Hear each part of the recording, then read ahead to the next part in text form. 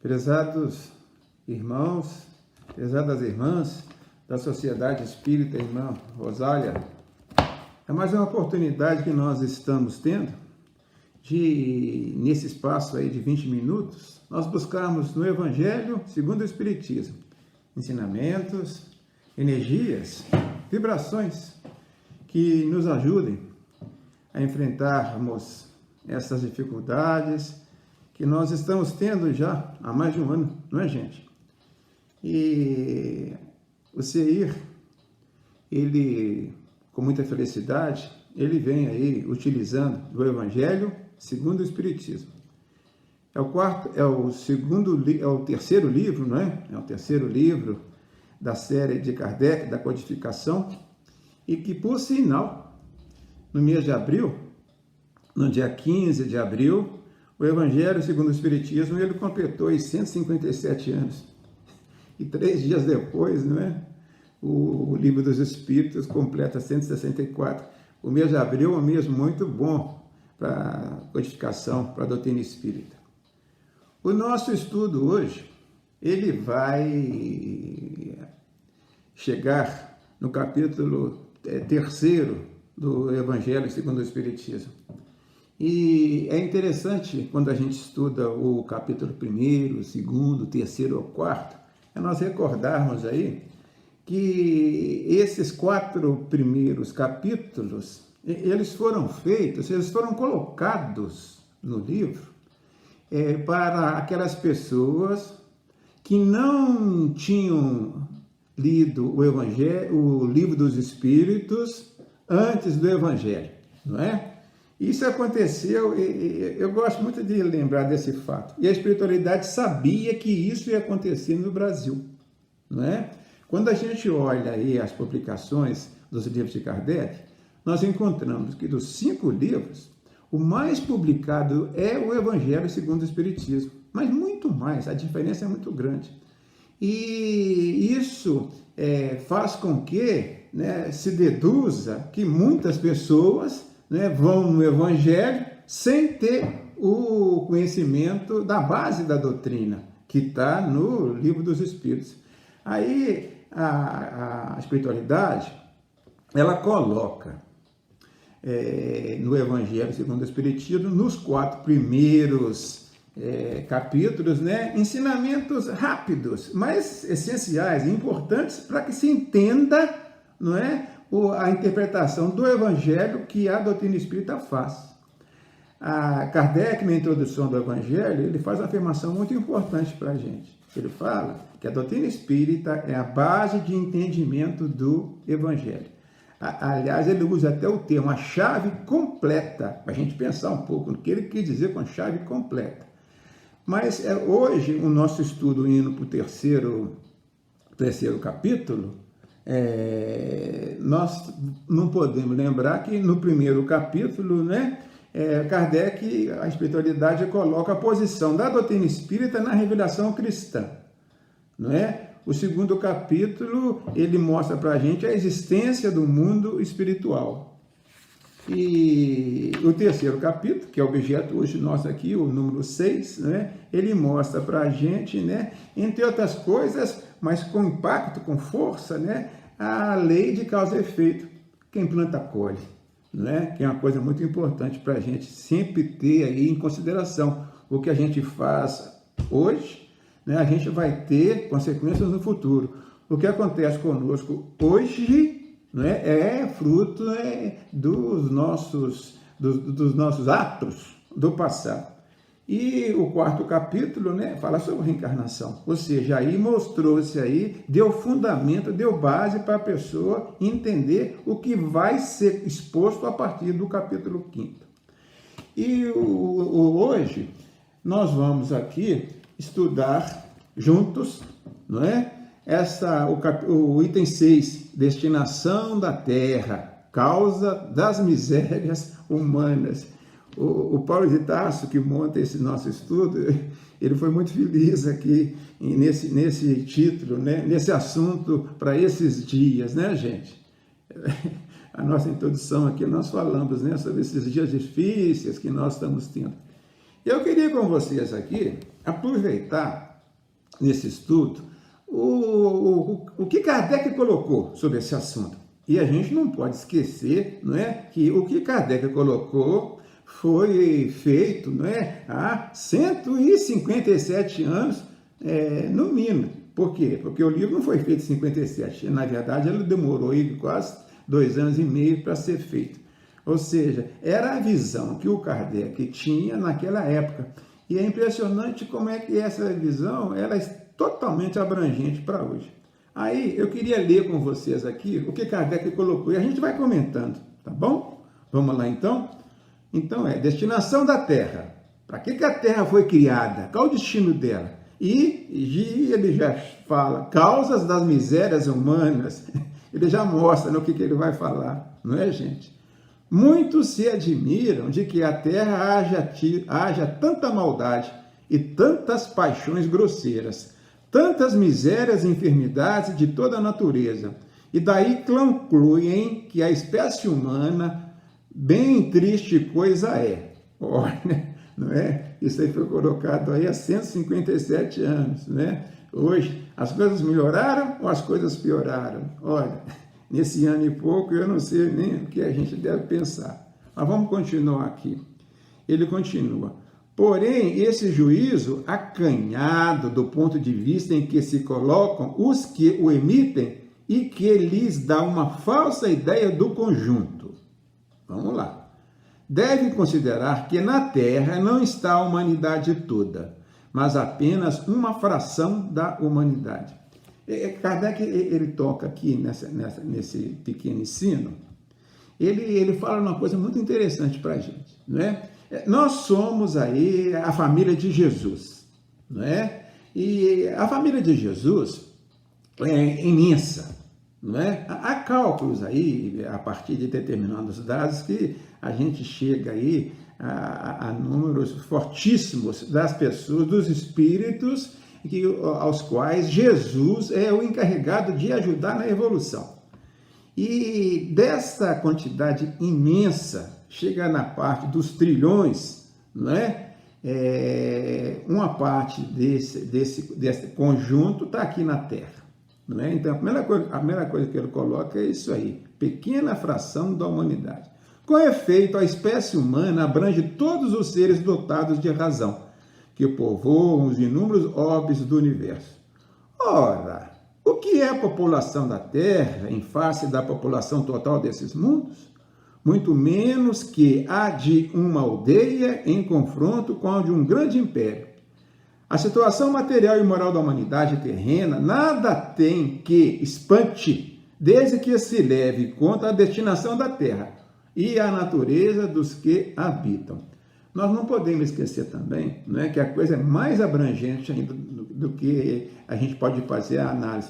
Existem outros espíritos evoluídos que também são guias de humanidades, não é?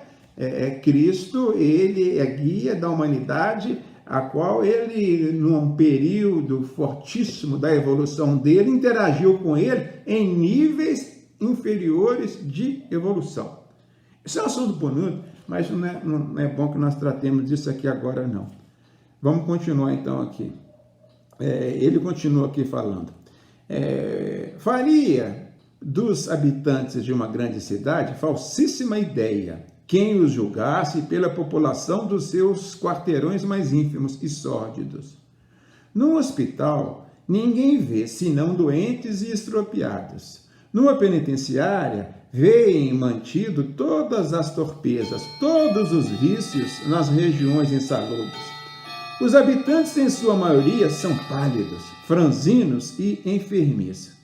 Pois bem, aqui agora vem o cerne, né, do que Kardec fala conosco. Figure-se a Terra como subúrbio, um hospital, uma penitenciária, um sítio malsã. E ela é, simultaneamente, tudo isso. Compreender-se-á porque as aflições sobrelevam os gozos, porquanto não se mandam para o hospital os que se acham com saúde, nem para as casas de correção os que nenhum mal praticaram. Nem os hospitais e as casas de correções podem ser lugares de deleite. Interessante, né? ele classifica, então, que todos nós que estamos aqui na Terra, nós aí somos espíritos necessitados aí de uma detenção, não é? De uma prisão.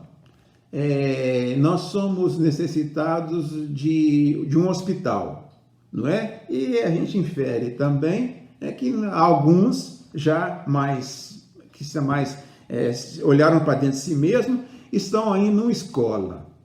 Ou seja, a opção, então, é tripartite, né? Uma prisão para alguns, os que estão aqui obrigados, não é? Um hospital para os que estão aqui já conscientes num processo de recuperação. E para poucos aí, uma escola, não é? Eu acho que nós espíritas, nós devemos muito nos localizarmos numa escola.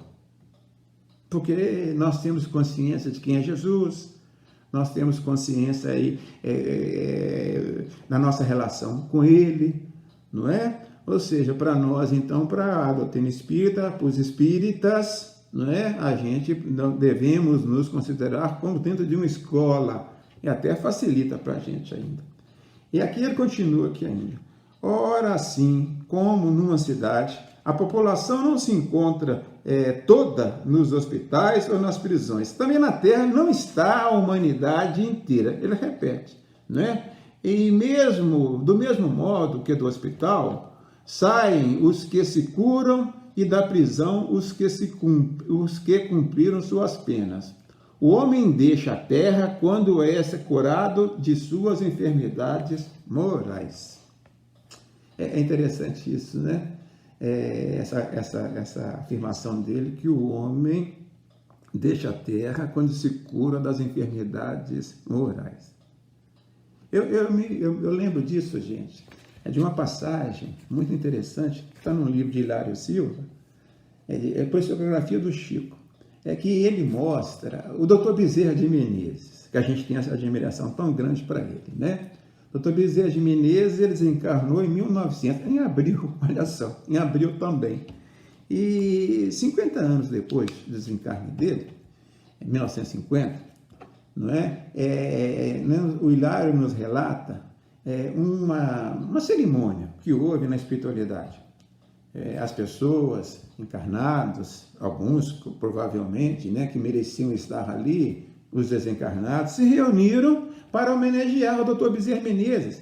50 anos ali, já como espírito, não é? Participando de Brasil, participando de nós brasileiros, das nossas dificuldades, das nossas vitórias, não é?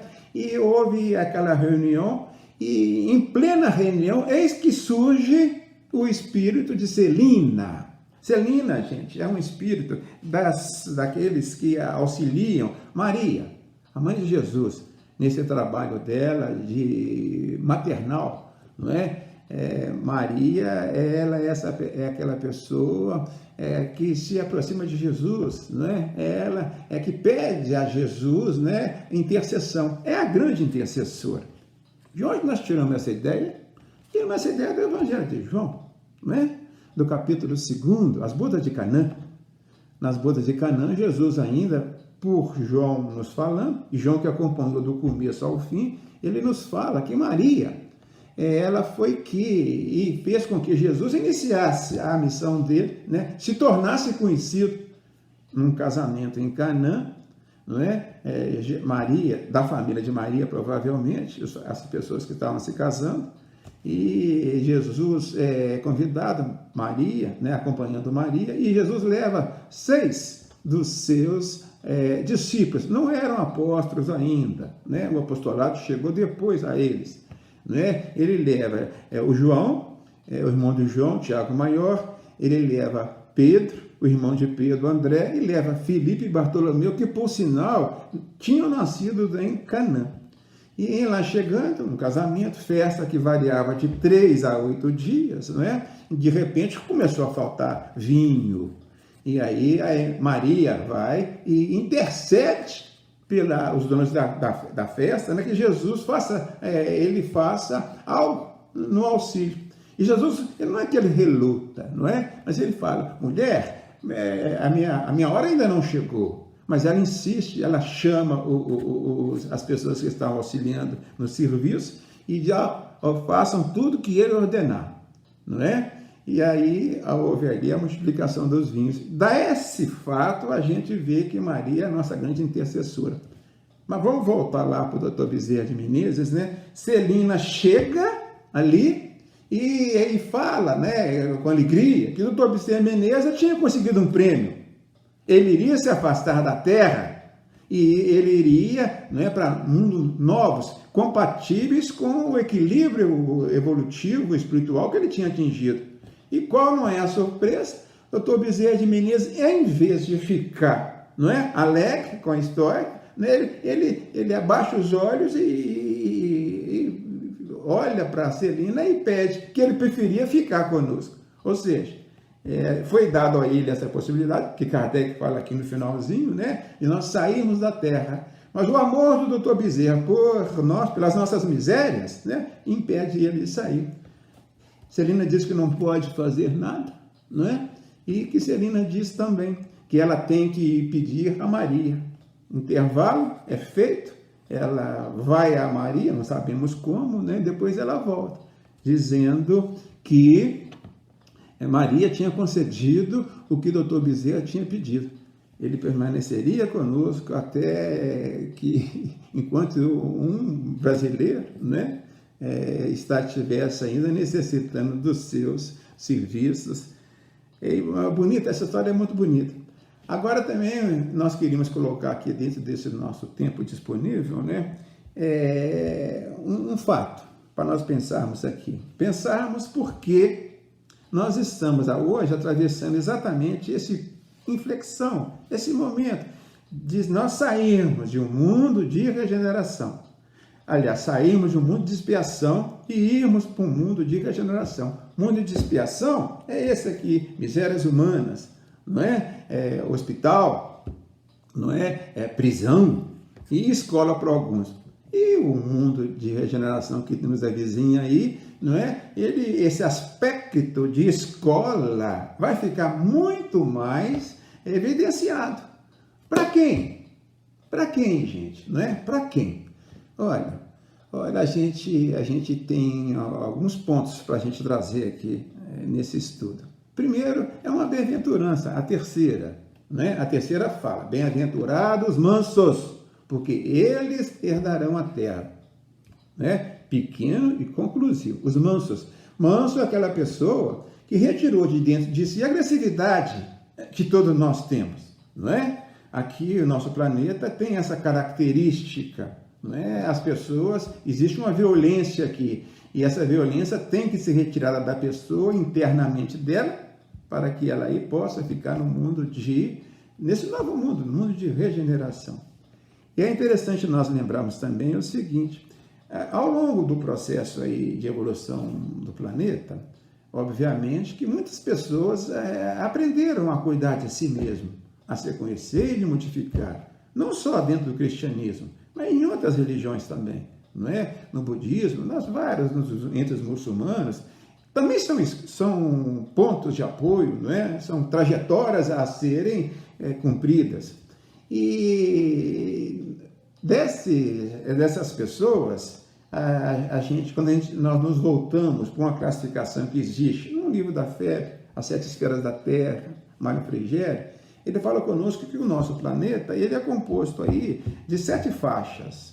Essas faixas são as primeiras, né, as trevas, né, e os abismos, né, são já lugares onde estão aquelas pessoas que fazem o mal conscientemente, têm prazer em fazer aquilo. Aliás, estão sendo esvaziadas já bastante. Depois nós temos a crosta, onde existe aqui nós encarnados e também muitos desencarnados e muitos deles que nem sabem que estão desencarnados. E depois existe o umbral, que Chico Xavier nos falou tão bem, né, gente? Nos mostrou a literatura de André Luiz, é praticamente toda ela desenrolada no umbral. Mas, após o umbral, não é? Nós temos aí as faixas, onde estão pessoas que já se arrumaram, não é? A primeira delas, né, que a gente nos ensina que a humanidade que vai estar aqui nessa fase, nova fase da Terra, vem no mínimo dessa fase, não é? Arte, ciência e religião. Isso começou já a chegar aqui, né? A gente vê desde o ano de 75, né? Nós começamos a ver esses espíritos aqui. A outra faixa, né, é amor fraterno universal. São os missionários que vêm para cá. E da sétima esfera, né, diretrizes do planeta, são espíritos que não precisam mais de reencarnar. Eles auxiliam Jesus nesse aspecto. Minhas irmãs e meus irmãos, a importância do nosso tema é esse. Eu, vocês, nós todos. Estamos assistindo, não é? Estamos assistindo a mudança que está se desenrolando com alguma rapidez, não é? Graças a Deus, não é? Ou seja, o importante então é nós voltarmos para nós mesmos. Aqui, hoje, é necessário e importante demais que nós nos conscientizemos disso.